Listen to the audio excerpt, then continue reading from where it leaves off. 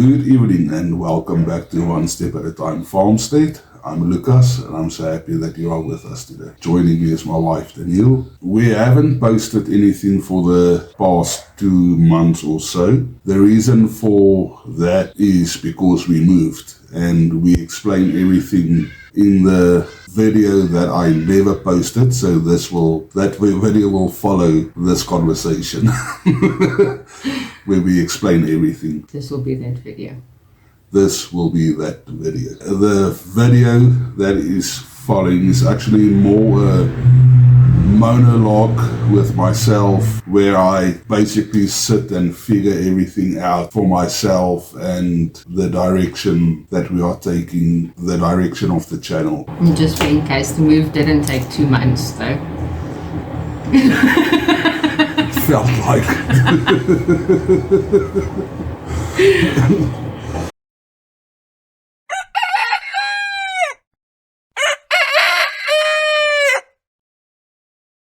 Good scorching hot morning to you. Welcome back at One Step at a Time Farmstead. I'm Lucas and I'm so thankful that you are with me today. I actually have no idea how to start this video except by saying in the previous video we sowed our autumn garden about a week ago and today I'm destroying everything. Yeah, let me show you.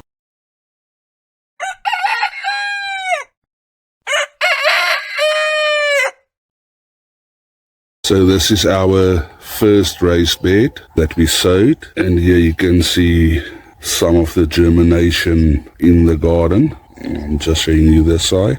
Over on this side I've got a couple of potatoes going. The chickens did scratch out one there at the end, and between them there's also some Swiss chard planted that is sprouting now. Then I did a foot of onions in 4 different rows. Firstly, we've got the Texas grano sweet onion. Second, we've got the red Creole. Thirdly, we've got spring onions, and then we've got some leeks that's running down here, and we've got some seeds that are sprouting. There's quite a bit of weeds.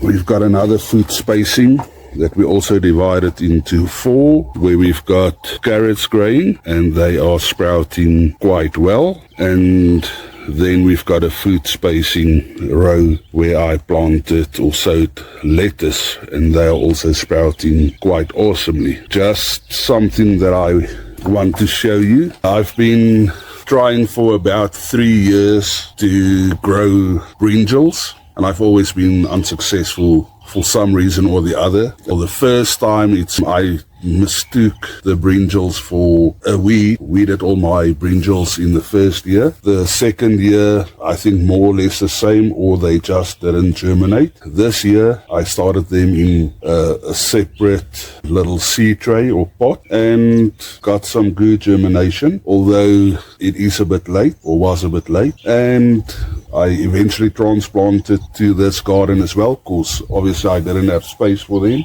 So between the lettuce, I spaced out 5 eggplants or brinjals, and the most success that I've ever had with them. Just to show you, they are still small, but that's the biggest eggplant I've ever grown so far in my life. There's another one over there, and there's 2 more up there, although they are significantly smaller. But like I said, today I'll destroy everything here and dismantle these gardens. Second raised bed garden. This is where our sweet melons, cucumbers and watermelons grew. I left this watermelon, and there's another cucumber which are still growing, and I see there's another cucumber actually coming up now, which is a bit late. But also I've got some good germination. The chickens got in there in that corner. I also did 4 foot spaces down here. First I've got spinach on that side. There you can see some germination. The chickens did scratch here, so things did get a bit messed up. The second food space row I did kale. Here in the third, and here you can see the germination. Is a row of celery, and the last row is cauliflower. And like I said, these 2 beds will be destroyed and dismantled today. And let me share the reason why.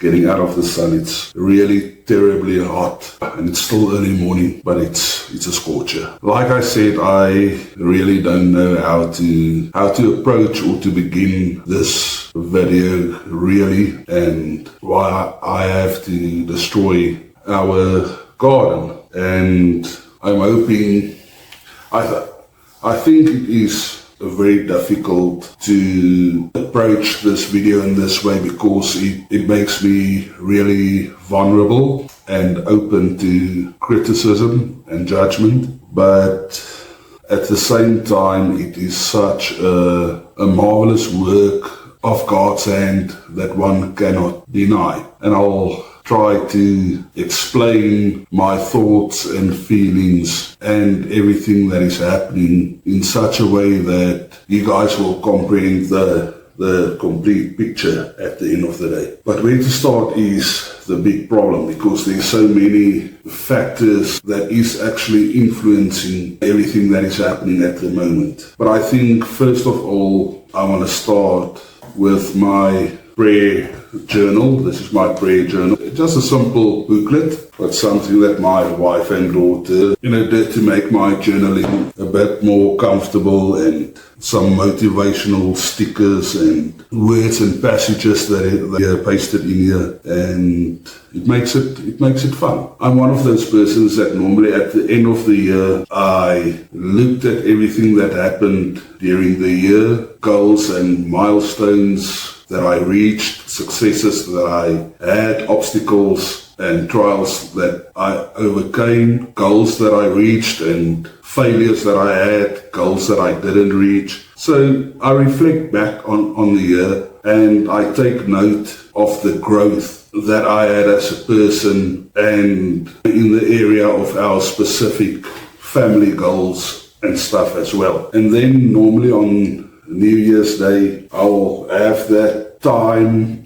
where I also do a bit of introspection and think about the year ahead and try to set up new goals and visions, attainable goals, realistic goals, and where possible, set out an action plan to follow for that as well. But again, with vision, there's also that space for faith. Cultivate faith in God and in yourself, in myself, in order to have that space to grow. That always goes along with me spending time with God, prayer, and just bearing your heart bare before God. I believe it is good and healthy to, maybe this isn't the right word, but to mourn the loss of goals that didn't come to fruition. Mourn your failures and maybe a lamentation before God. And basically it's about acknowledging your failures and valid and healthy feelings of loss around that. And then in the second breath of prayer, to grab hold of hope and faith again and to expand your vision, knowing that yes, although there was failures, there was successes as well, and in those successes I can grow as well. But basically to catch a second breath, rebuild your faith, rebuild your motivation, dream bigger, maybe dream a bit more realistically, but also keep that space in your vision for faith, knowing that it is God that gives you the desires of your heart. As a family, it is a vision and a goal to eventually have a profitable, functioning farmstead with diverse incomes on that farmstead. And that is what we are working to. Although at this stage we are still, on a very urban scale. And I believe that it is still practice around. And I believe this is still the stage where we learn and we implement and apply what we've learned. Then we experience that, and then to evaluate what you accomplished and look at how we can improve on that, and then expand on that, and then eventually streamline your processes and then teach to other people. That is basically at the end of the day what we want to do. And in a lot of facets we still learn. There are things that we have learned that we've applied and implemented and had success. Learned how we can improve on certain of processes, and we can expand it to make it more profitable. Also how to, like I said, streamline some of those processes. In different facets of our lives, we are at different places of this process of what we've learned and accomplished. Yes, we celebrate some victories, and at the same time we mourn failures, but at the same time we are excited to see the growth that there is and the successes, and with that comes that deep desire to do it on a bit of a bigger scale. Coming back to New Year's Day this year, that was my prayer to God. It's a simple prayer, and it is based on the prayer of Job. I just quickly want to read to you Jabez's prayer. It's in 1 Chronicles from verse 10, I believe. Okay, this is from the Revised English Bible. Jabez called to the God of Israel. I pray you, bless me and grant me wide territories. May your hand be with me. Do me no harm, I pray you, and let me be free from pain. And God granted his petition. Now there's, different translations or different versions. The one that I know of by heart is called to the God of Israel, saying, pray that you might indeed bless me. And I love that bit, because indeed means that it would be evident to him himself as a person, but also to other people around him. It would be so evident that they could see that God is blessing him in his life. So I pray that you might indeed bless me and enlarge my territory. Please be with me and keep me from all harm, that it might not pain me. That I had with God, and what I wrote down is, I'm so grateful and content with all that we have. But I pray, O Lord God, that you would indeed bless me and enlarge my territory, my property, my land, and my business. Please be with me and guide me, and bless me in everything that I do, and keep me safe from all harm, trouble, and pain, that I may be truly and increasingly prosperous in all my endeavors. And the reason why this prayer is so powerful to me is because with all the desires that we as a family have and share, and we know that God gives us the desires of our heart. It's God that cultivates that dream within you because it gives you purpose in the first place to live and to strive for. And in the second place is other people around you will be inspired by it when they see how God works in your life. And having a farm is probably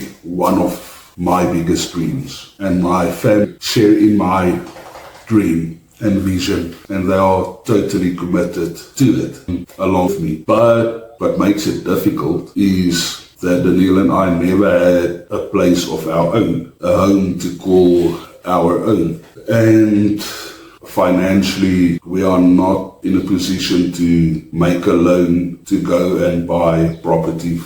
So always been renting property, and ever since we started growing our own vegetables, that's where everything starts. As soon as it gets to a certain point of success, we've always had to then move to another place. And at the end of last year, we've realized that this place that we are busy renting now, although it's a beautiful house and we love it, end of last year, we actually realized that outside space that we've got is just a bit too small for everything that we want to do. I've basically reached the capacity that I can with my vegetable garden. We've a beautiful house here, but our yard is really, really tiny. I believe that we've used this tiny space to the best of limits, the best that we can. The owner of this house that we are renting at the moment actually us last year and asked if we didn't want to buy the house, and we said we would love to.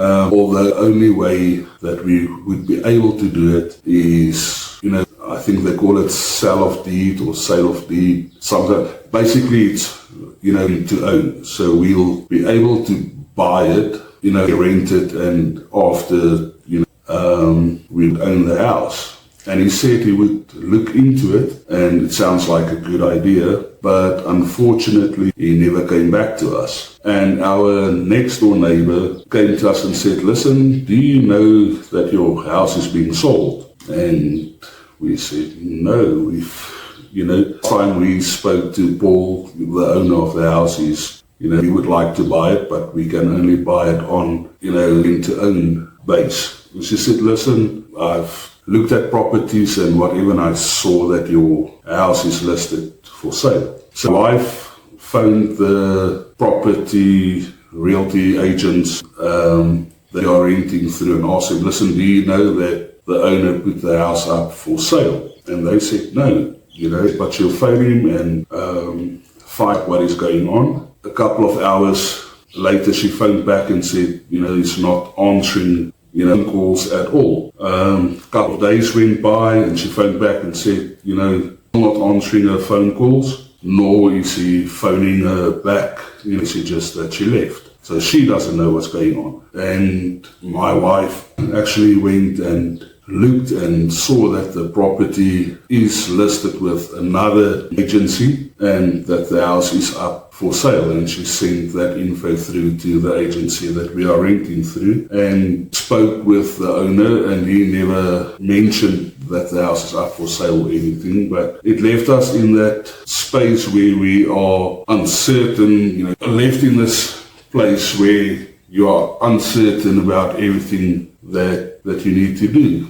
And it's just not a very nice place to be. So I said to my wife, start looking, property to rent. But I said to her, I know that God will bless us. Put us at a place where He wants us to be and where we can continue what we are doing and expand. The benefit of being, more out of town, a bit more rural, a bit more rural is in town I'm allowed to raise 10 chickens at a time. Here I could do 100 without any complaints. At the same time, we've also had our egg layers or heritage breed chickens, which sold, but the space that we've got here, we've used, its limits. And that is why I prayed and I said to God, I'm so thankful for everything that we've got,